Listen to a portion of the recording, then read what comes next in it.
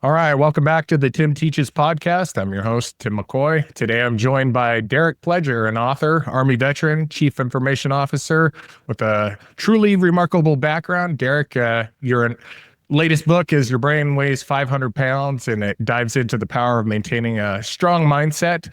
But besides that, you also did a stint with the FBI. You have been a contractor in Iraq, and yeah, you co-authored a book with 50 Cent, which is pretty freaking cool. So welcome. Thanks for joining me, man. Yeah, and I appreciate you having me. You can tell, Tim, that my journey was not linear by any stretch. But it's really good to talk to you. Love your platform and looking forward to a rich dialogue today. Yeah, absolutely. So, I mean, I'd kind of like to get into your background a little bit and see how the hell you got here. But one thing I did know that you made $2.13 an hour when you first started out at 14. Yeah, man. His first job was 14 years old, man. Making, $2 and some change an hour. And then, after a full day's work, if I bust enough tables or I kiss enough butt, I may get tipped out at the end of the night for about 6 or 7 servers. So it could be, a $15, could be a $60 day. But that in and of itself, starting work at 14, that sort of started the trajectory that I've been on for the better part of 30 years, right? Because work ethic is something that was just really important. My mom worked 3 jobs when I was coming up. She was also a government employee. She then worked at car dealerships after work and then used to bartend at night. So just having a crazy work ethic is just, that's just ingrained. That's just a part of my DNA. And for me, how I got here, my it's all about service first. So I always lead with the fact that I'm an Army combat veteran like yourself, also a technology exec.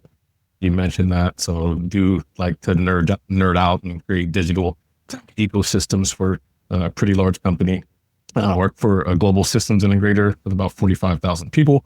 Also written a couple of books, the one with 50 Cent, that's a story that we can dive into. That was interesting. So, for the better part of 15 years, I've just been, driving technology transformation across government, as well as something that's really important to me is just helping folks climb the corporate ladder. But, how do you become your best self? How do you become a high achiever? And it's really one of the reasons I wrote Your Brain Weighs 500 Pounds, because, in this generation, there's a lot of information that's coming at us every single day.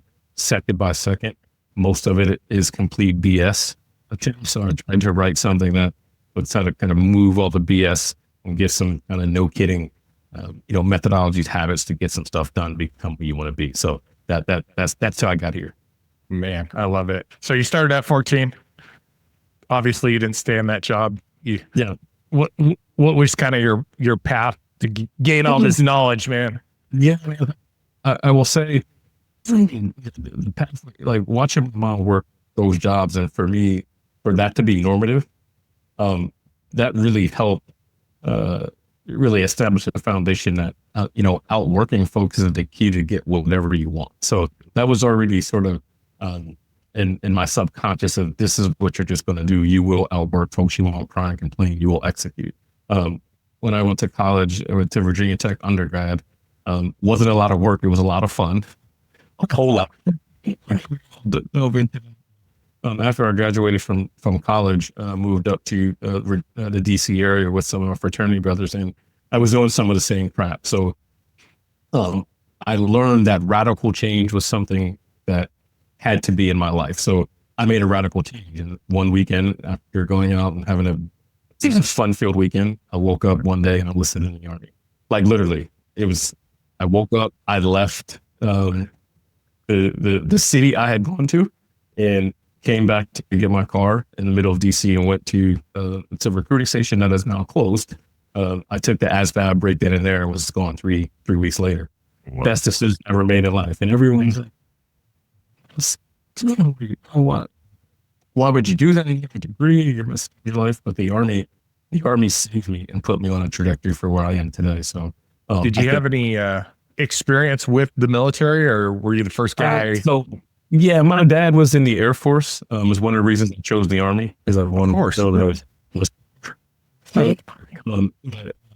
I was a kid, my mom and dad had separated early on. I was about 2, so the Nellis Air Force Base, Dover Air Force Base, so did not live in Pennsylvania where I was. So we were in contact and things like that, but there wasn't a ton of interaction around military and things like that. But yeah, it was just, after September 11th happened, I got an itch I got a little itch that said, hey man, it has to be better. There has to be more than just serving yourself. There's some selflessness inside of me that I needed to go do something. I needed to go serve something. And I think the Army was like the best vehicle to do so. So that's why I chose that. Right on, man. Now, you mentioned a little bit about the FBI. So after I got medically retired in the Army, I got an injury in Iraq. When I got out, I had a friend that was a contractor at FBI. It was an easy thing for me to do because I was in counterintelligence and doing all sorts of intelligence. So went to the FBI, did a little bit of counterterrorism stuff. But after 2 years, I just quit. On Friday, another radical change. You see? Do you see that thematic? Yeah, and so I just quit just because the culture was really different. You've been on a ground overseas, and we're taught, and our whole ethos is about squad in each other. The FBI, at least the unit that I was in, was a bit different. Was very individualistic, right? It was me versus us, the squad. So that just wasn't going to work for me. So one Friday, I just turned in all my crap. I quit. And again, it happened to be one of the best decisions ever made because I got a job at a company called SCSC as a field service engineer and did a lot of cool things on my way up to becoming the chief information officer of that company. It was called Leidos, and I was there too about a year and a half ago. So again, radical change, not having the courage to change my situation, I think is one of the superpowers I've always had. And a lot of people won't take that step. They won't do something radical, try to go forward. And that's something I teach and talk about when I deal with folks. I'm kind of curious on your, the chief information officer and the tech side of things, because I know I was raised with, DOS. That's where we started, and so I'm self-taught, but I know technology changes so much, so quickly. How the hell do you even stay on top of it to stay relevant in this field? It's constantly changing. Listen, that's a phenomenal question, Tim. And we could probably talk about that for hours because the pace of technological change is so fast. No one could stay on top of it. Yeah. But I think fundamentally what helped me was I was not a tech guy, right? Again, in the Army, I was in the intelligence field. And the way I learned how to sling code, do a little Java, do scripting, do some software development, learn cloud was just by doing it, right? It's just by, rolling up your sleeves and getting in there and learning. So I was just self-taught. I will call myself a half a developer because I did create a couple programs and do some things like that. But what I got really good at was being able to understand the experiences of users, and then how do you solve that through technology. So being a user of said systems, understanding how to communicate using those skills that I learned in the technology field on how to ask questions, how do you interrogate, how do you get answers that you need to get? I use that. So that intelligence. There you go, right? So it was if the consumer, it has a specific experience and it sucks, what do you need to do to fix that experience? And then some of the, I won't say some, the majority of the sort of the engineers and developers and tech nerdy type of people, they can't speak that language. So I sort of carved a niche in between where I understood the tech side, I understood the people side as well. And so you're brilliant, man. You just go around. We don't have to learn it, you just understand it. I made those things have a happy marriage, but I think because I've also always had a sort of an insatiable thirst for knowledge and how things work as technology evolves and changes. I was, we talked about radical change earlier. I was always trying to change with it too. So, because I recognize that I'll be irrelevant if I don't understand what cloud is, if I don't understand what AI is, and not just AI for AI's sake, but how do we use AI as a tool to effectuate a positive experience for a consumer that's interacting with your system. That's a very different orientation than most people, right? Like, hey, this is cool, and it's ChatGPT does X, right? I take it. Yeah, it saved my life. I mean, there's no way I could even do this podcast without AI. It's so incredible. Like it edits my freaking podcast and it creates all the descriptions. And I do this shit. I'm editing a whole podcast in an hour and a half, and granted, I could do a little bit better and clean it up, but I'm still learning here. But the technology is incredible, man. So it is, but Tim, let me just double click on that point because I think it's important.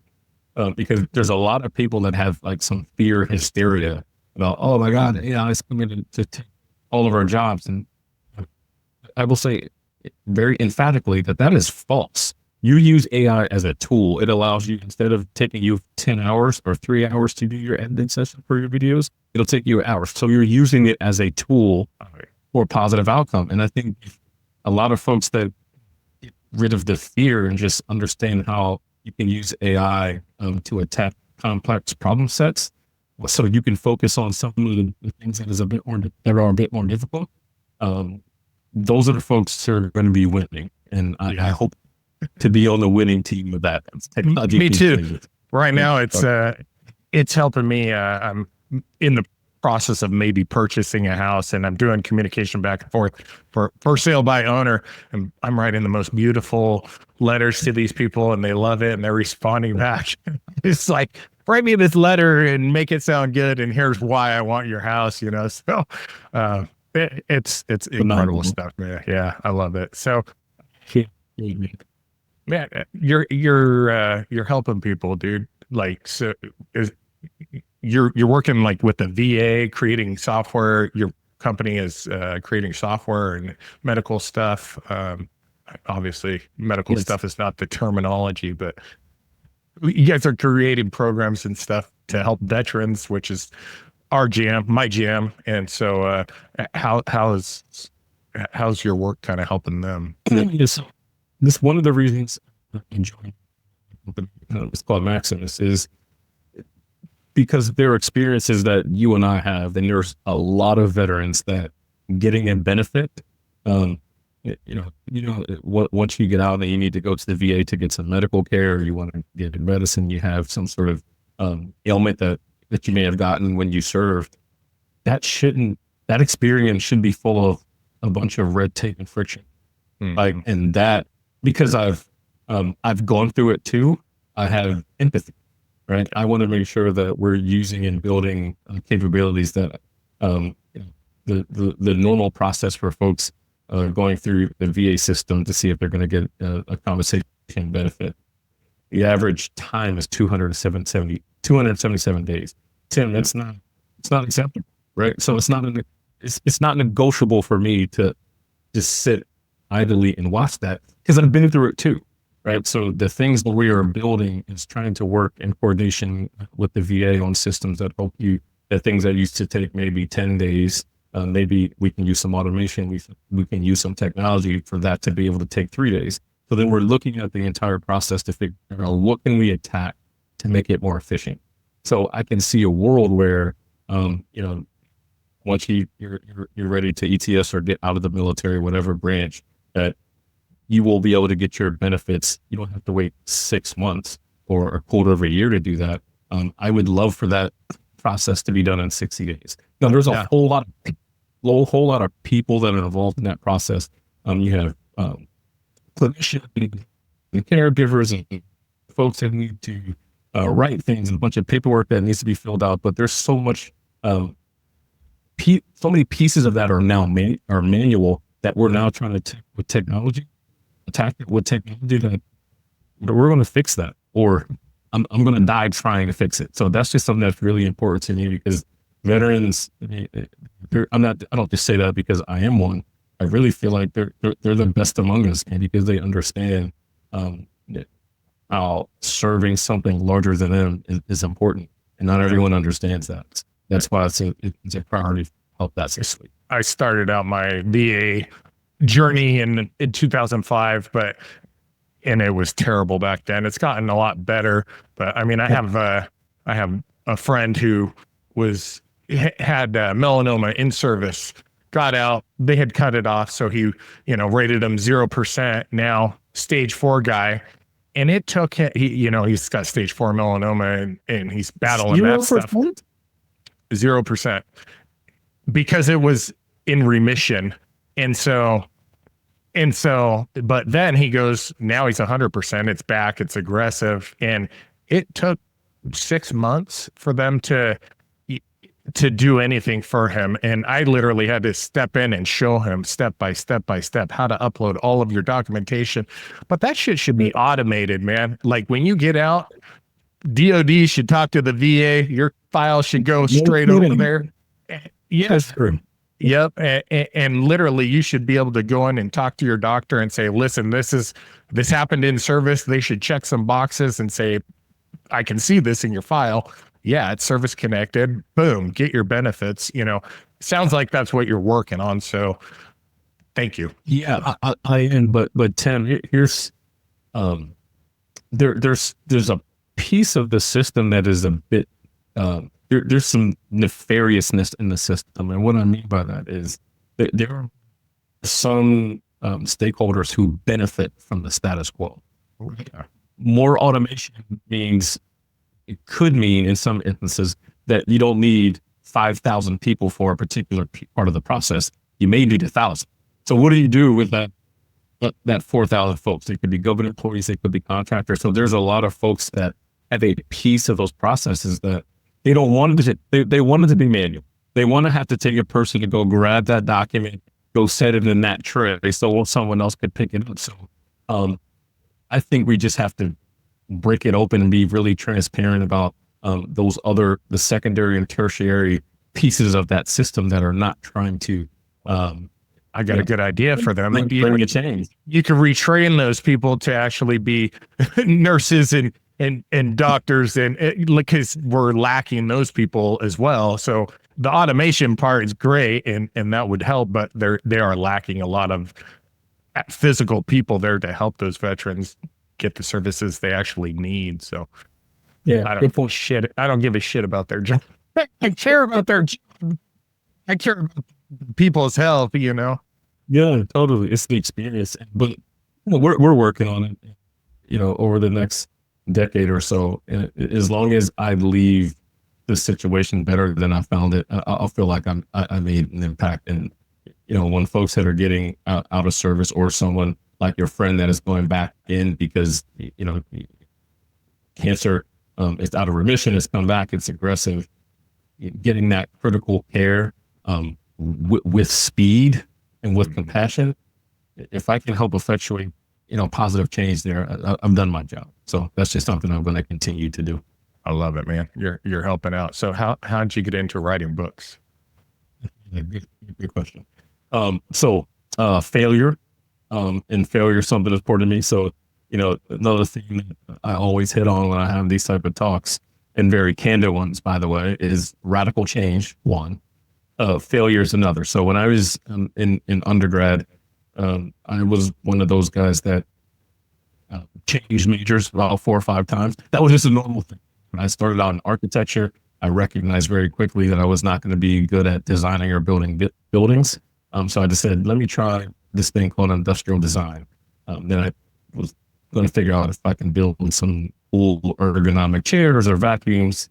Abysmal failure. So got out of that. And then I did a little stint in communications with a focus on not like mass communication, but just sort of cinematography. And if you wanted to produce a show or something like that, what would that look like?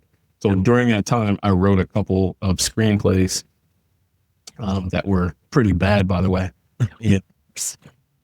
When I got out of school, I changed my major then did an interdisciplinary program, which is a little bit of IT, a little bit of business, and some sociology, because I wanted to understand how humans behave. So that all has helped me. But I had these screenplays, and I got in the Army. I took the screenplays with me when you're downrange. In Iraq, as you know, sometimes you need to do something that takes your mind off of what's going on outside the wire. I just started writing. I turned those screenplays into this short novel. Some of them were, sort of crime drama type of deal. And there's not much to do in downtime over there. So I sent 76 emails to different literary agents and said, "Hey, this is who I am.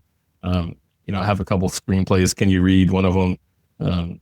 And most people didn't respond, or some people said, "Hey, not my cup of tea. Thanks, but no thanks." One guy did respond, and it's a gentleman named Mark Gerald, and he is the literary agent for 50 Cent, for Eminem, and a bunch of other famous people. So he responded and basically, said something. I'm paraphrasing here, Tim. Something to the effect that, "Look, man, thanks for reaching out. Thanks for your service. I appreciate what you do, but I only represent, people that are famous or have sold, 100,000 books or so." Basically, I'm a big guy. I'm a big agent. I don't do it a little bit. So, I don't know. Maybe the mission that day or whatever did kind of piss me off. So I responded something to the effect that, I appreciate that, but you're in California or LA. I think he was in LA at the time, drinking Starbucks, basically enjoying freedoms that we are helping you enjoy. The least you can do is read one. Yeah. 5 days later, he responded and said, "You know what? I read it and I like it. And I want to give you a book deal." And I'm like, "Wait, really?" Yeah. So then he, told me about 50 Cent was releasing a book of releasing these things called novellas. It was a line of sort of crime, gritty stories, and my 50 Cent liked my story, so we did some refinement and put the book out together, which is a really crazy story. But that's how it happened. That's amazing. So how the hell did you get 76 contacts for? Because you're intelligence or what? Google's your friend, Tim. It was Google, but also there's a place, and I don't even know if this is still a thing, called Publishers Marketplace. So it lists any literary agent, movie agent, direct. I mean, you name it. Like folks that are in movies, it has their email address there. So now probably won't have that just because we're going to pull it after this. 2005. So yeah, man, that's how it happened. I came back. I did get a chance to go to New York. I went to the G Unit offices. I had a picture of 50 Cent's chair holding up some. He wasn't there. He wasn't there to come in. Like, won't be in this chair. But in this chair, I think he was out on tour at the time, but it was still a cool experience. I got a ton of signed things that I got from him, signed books and stuff like that. So it was really cool. 50 Cent is really, he cares about veterans too. Yeah. Really a good dude, and someone that, like when we talk about radical change and evolution, he has shown that over time. And that's something I really respect. Kind of curious. So I haven't really, you were doing intelligence in the military, and what was an experience like in Iraq? Because I was on convoy security, just waiting to drive down the road and get blown up. And that was pretty much my whole time there was just that. What's funny about that thing is it didn't matter what your MOS was. You probably were on some sort of convoy security detail. That was just reality around those times, especially 2005, 2006. I was in Baghdad. I was in Mosul. My unit was the theater QRF. So we were you were up and down the road. So so I was 88 Mike, and then I'm calm. Get some kind of That's all I did the whole time. Just running the gun. I'm like, I never drove a truck.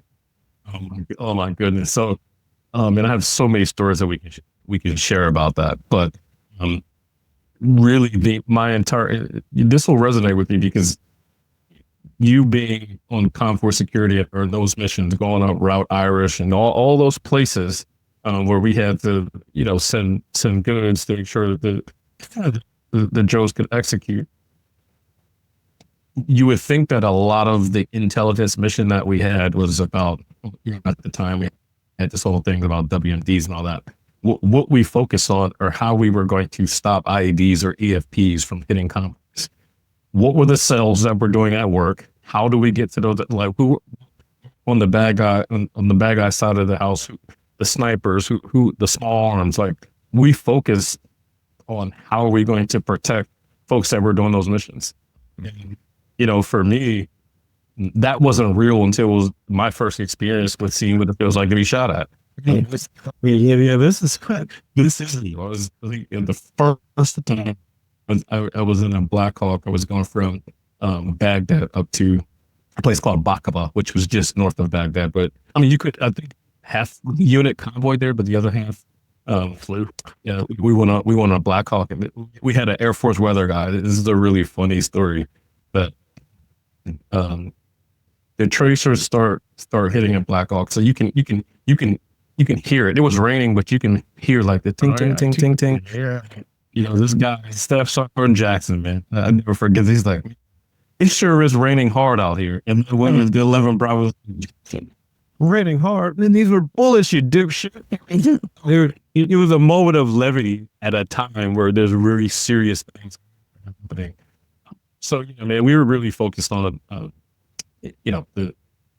the IED cells and things like that, and how we can prevent folks from getting hurt. And that was my experience. Now, when I went to Afghanistan, I was more I was a contractor at the time, more technical side of things, which was, there's a lot of high value targets, high value individual type of stuff happening over there. And you have to make sure that we can keep folks out of jail. So we had to record it and make sure we have tapes that show things that are happening. So, folks don't get in trouble.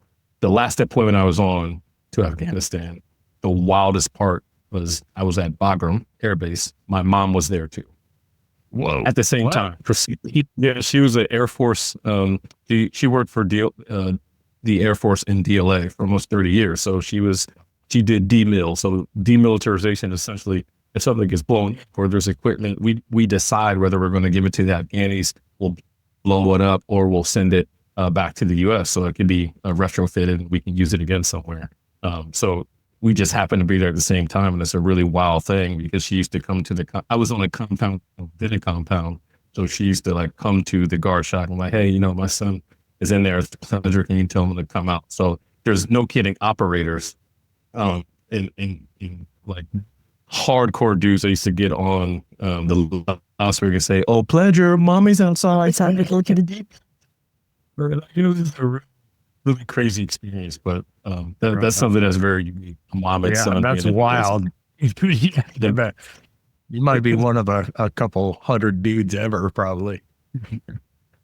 Yeah, one of the few brothers, but mom and son was certainly wild. My mom is tough as nails. Now,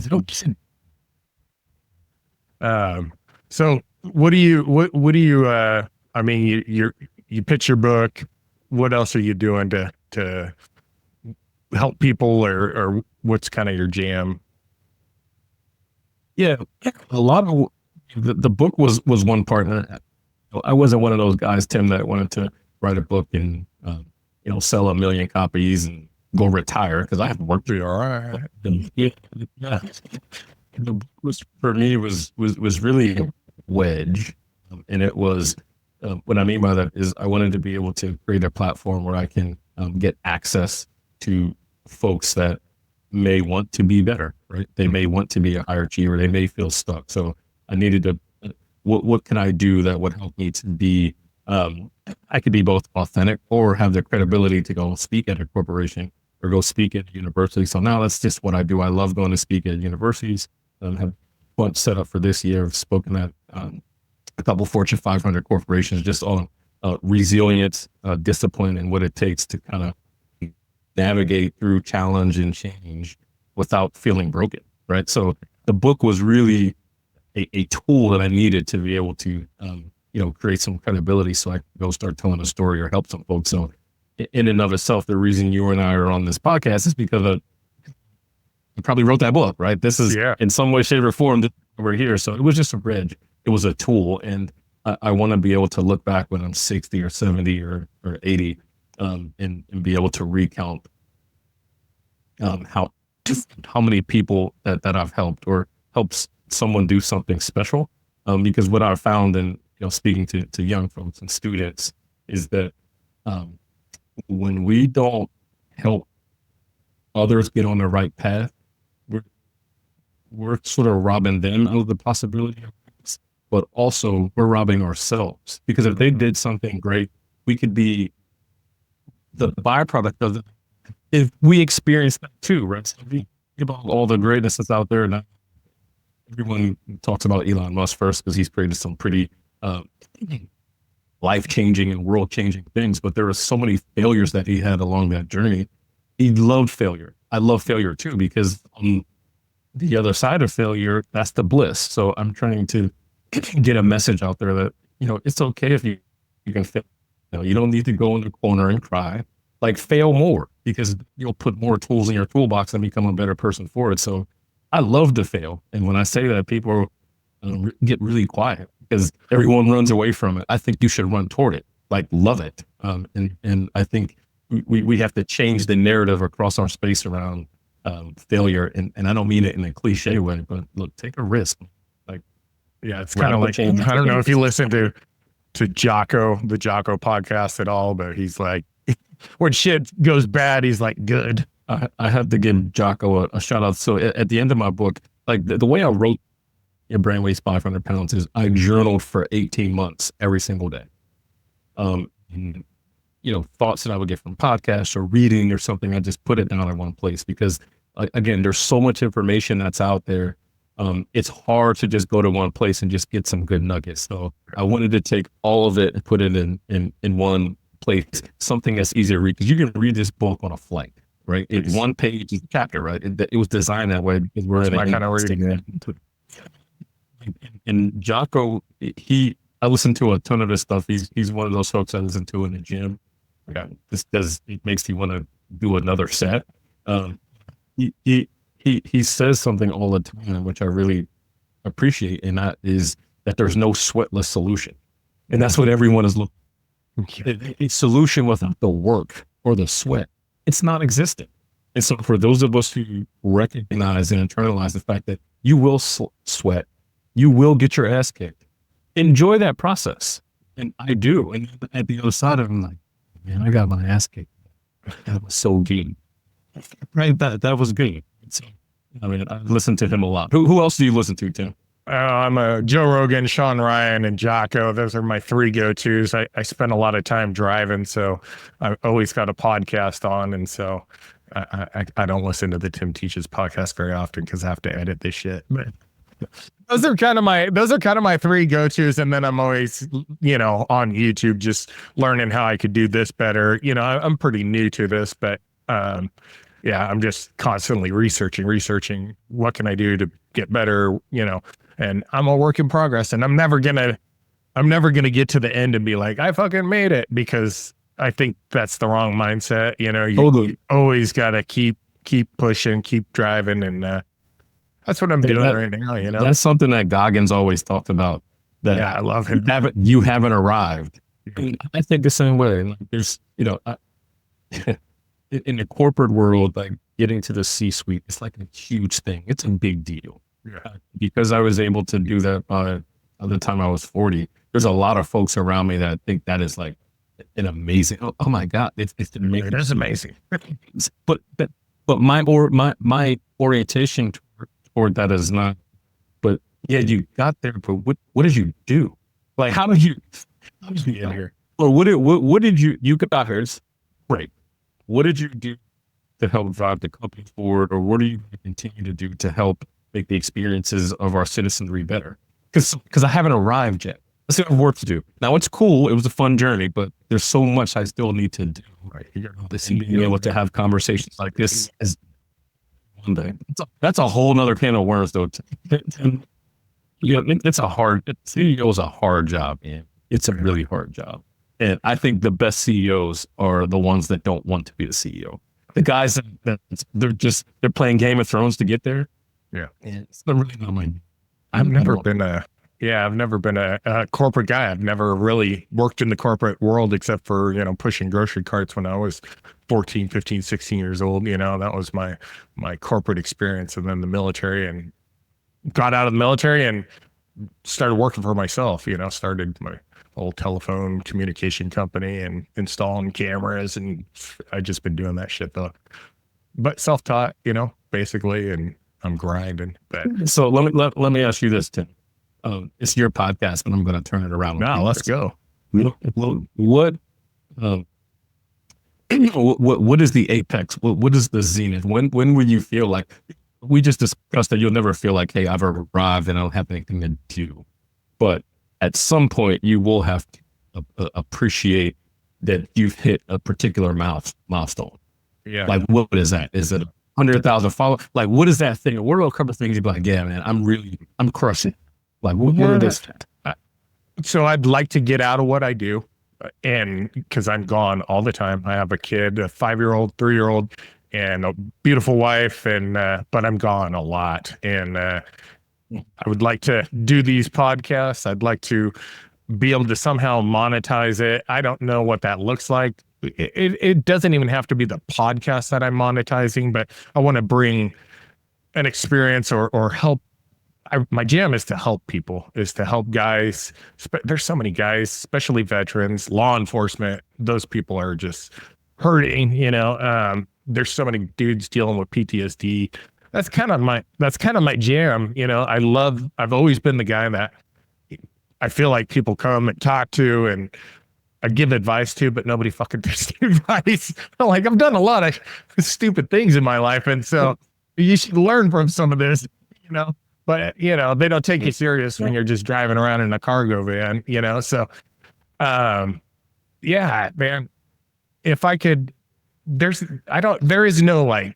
I haven't thought about the end game because that's probably a long ways off for me. But my end game is if I help one dude that's hurting or who needs help, and I can kind of give them some guidance, and that would be success to me, and that's what I'm trying to do.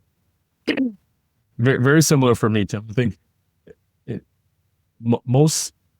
I asked that question because the answer to that question really gives a window into individuals' incentive structure and who they really are. So many times when you ask that question, the person's response is typically, well, I want to be able to have X, or I want to be able to go do X, or this car, or that, or the house. It's not about the service or an experience of another person. Yeah. Right? That says a lot about you, my friend, because I'm the same way. It's like, you want to live a good life. You want to have a beautiful wife too, 15-year-old daughter, 10-year-old son. And, part of my existence is to make sure that they have a productive, fruitful life. But I also teach them that it's not about you. It's like, what do you do? Who else are benefactors of you or what you've contributed? And you just talked about success for you is by helping another person. And that says a lot about you, man. So kudos to you. I mean it. And so my life was kind of changed about, if you've watched a little bit of my podcast, or some of the people who have listened, my life was changed about a year ago. I mean, I've always been this person, but I was struggling pretty bad with PTSD, anxiety, depression, all that shit. The VA was just throwing medication at me and stuff like that. Wasn't suicidal, anything like that. Just in not a great place, And so I went down to Costa Rica and did ayahuasca because I've listened to the Joe Rogan Experience and all these combat veterans like Sean Ryan and these dudes who are trying psychedelics, and man, it changed my life. It was like a light switch, and it really, I know all those things happened to me, and but those are just experiences that I had, and now I'm like, fuck, I want to bring that healing to other people, that I got to experience, because everybody deserves this feeling of freedom. And it's not just a placebo effect. It changes your life, man. And talk to me about that experience. Like, is that something I need to go do too, Tim? Man, I would recommend it to anybody. It's not a recreational drug, but there's different types of people. There's people that want to learn more about themselves, and that's a good experience for them, and you get a lot of information from that experience. There's other people who have been through horrific tragedies, or been molested or raped, or been seen their friends killed, just horrible PTSD, you name it. Like, this experience for me, I mean, I went into it terrified, not knowing anything about it. I've never done any crazy psychedelics in my life. And And that's kind of how I approached it. Like, oh, this is a wild psychedelic. It's pretty far from that. I mean, it is a psychedelic experience, or it can be, but it was the most profound experience of my life. I mean, it's 4 different nights. You go down there for a week. I got there on a Saturday and left on a Saturday. And so Monday, Tuesday, Wednesday, Thursday, they have these ceremonies. And, if you're a combat dude or a cop or whatever, you're like, ceremonies, this woo-woo shit, and it kind of feels a little bit like hippie-ish, but, and now I got all these whack tattoos. These are all from my experience. This whole fucking sleeve is from my, yeah, it's every kind of different experiences that I had. Let's not talk about this one because it's classified still, but, How you got it? That one looks the coolest too, Kim. but I mean, I went through hell. It was not an easy experience. It was the hardest thing I've ever done, but it was also the most profound, life-changing, healing experience I ever had. It showed me all those things about myself. But, their deal down there is like, you got 3 intentions you show up with. If you don't have your intentions, show me who I become, heal my heart, and merge me back with my soul. All 3 of those things happened. And, if you try to explain it, it's like, oh, there I was, and Jesus walked by and he gave me the answer. And you're like, okay, buddy, it's like, you're never going to get a security clearance if you start talking like that. Yeah. But I mean, it's a legit, real thing that, I mean,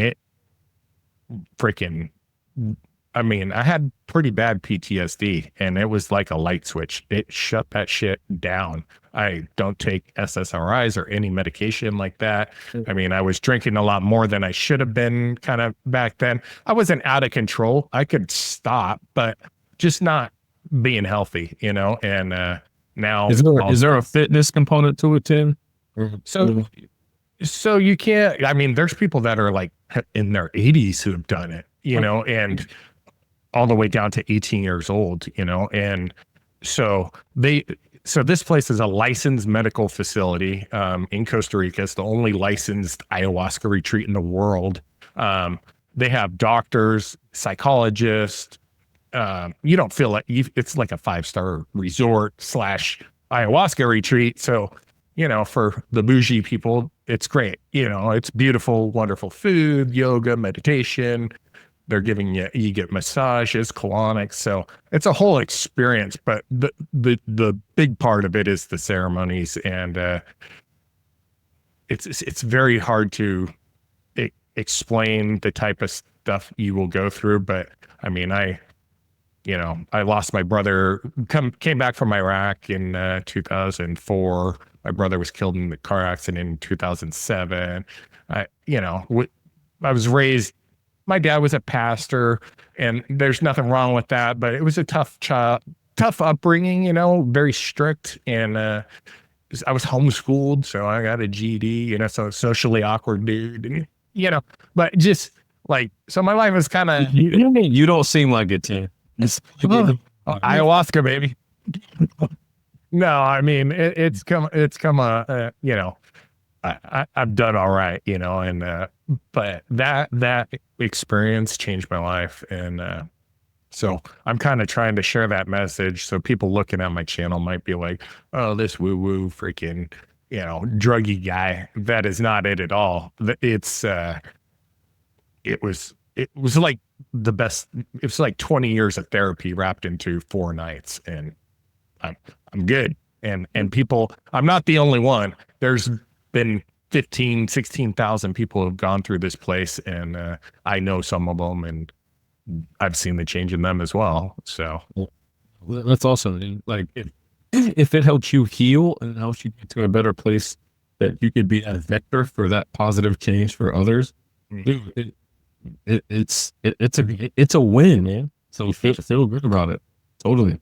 Yeah, I appreciate it, and I'm not preaching it because it ain't for everybody. If you don't need it, if you're perfectly fine, I had a friend who felt like he was missing out because my wife's gone, and she just kind of wanted to experience, okay, what is this about? And we had lost some pregnancies and stuff, so she had some things she wanted to deal with, and it worked well for her. And then our other friend went, and then our friend's husband went, and for him it was like, he's like, I got nothing wrong with me, and so it wasn't like this magical experience. It was an experience, but for people who need some sort of healing or help, it's off the hook, man. So if you know anybody, send them down there. Rhythmia. Yeah, I gotta do some research there. But listen, whatever. I think everyone's pathway to get to a point where they can be their best self, and then subsequently others benefit from it. I think we should be honest with ourselves about what it takes to go do that. So I'm in a constant state of self-discovery, because and this is something that I do all the time. I did write about this in the book. So I think if Naeem didn't send you one, then I'll send you one. I'll probably just PDF it to you, or I'll send one to you if you get it. Like I do an autopsy after every day, and sometimes this sucks. And what I mean by that is, I'll wake up the next day, I'll look in the mirror and I'll ask myself, did you give it your best yesterday? Did you crush, or did you take shortcuts? And I have some very derogatory self-talk to myself. It's like, man, you were a piece of shit yesterday. So because of that, now you got to double down today over the next 3 days. And it could be sometimes, you're supposed to work on a project. Instead of ending at 6, you ended at 4:30, so you can go out with colleagues and have a wine.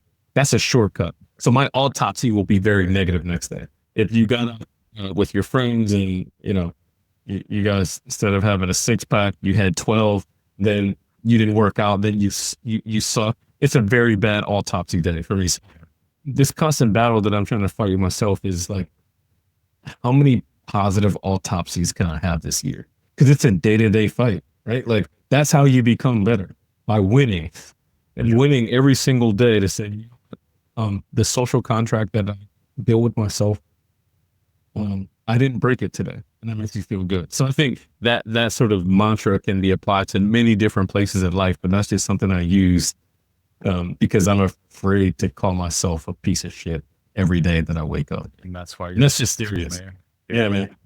Like being able to look at yourself and identify, like, who am I truly? Like, what am I doing? Like, how am I showing up? And the fact that you can do that, so many people don't do it, It hurts, man.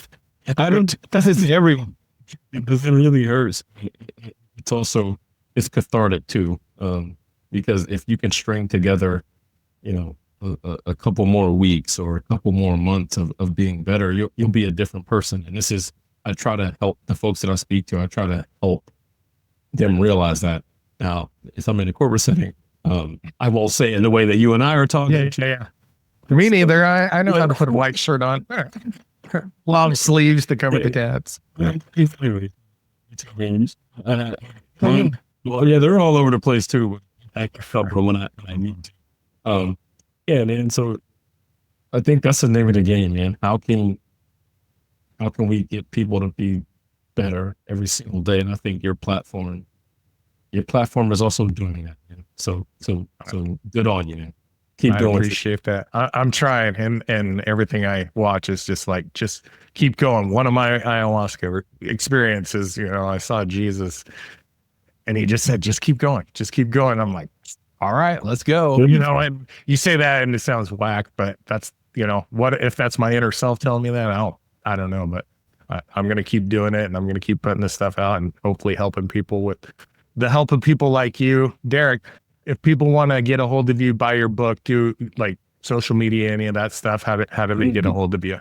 Yeah, so it's just not me. So I have a team of cliche team of achievers that I work with. And Naeem is the one that I think you and Naeem had gone back and forth, but he's also a 22-year Air Force vet, and I mean, he's had some Air Force guy. He was in SF, security forces in Air Force. He has some very wild stories, like just Pakistan stories. I want to hear about it. Yeah, man. Because I'm like, really?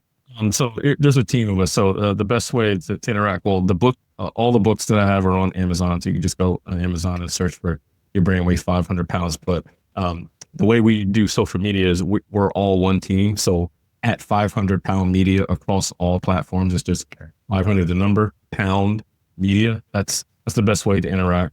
So we have folks that are constantly putting out content, but we're sort of early on that journey. We have some former NFL players that are focusing on, hey, how do you help athletes and stuff like that. I'm focused on the more corporate world and veterans. Naeem is focused on sort of the security side of the world and how do we harden our system so when we go to war with China or Iran, we have the upper hand. So we're a team of individuals that are trying to help people become better people. At 500 Pound Media is the best way to interact with all of us. I love it, dude. Funnest conversation I've had in a long time. So Good. I appreciate it. Appreciate you jumping on here with me and sharing your story. And I hope people will get out there, buy your book. And man, thank you so much for joining me. And I hope to chat with you again. We will, man. Let's do some work together for sure. We're trying to help folks. So let's do it, man. All right. Right on. Thank you so much.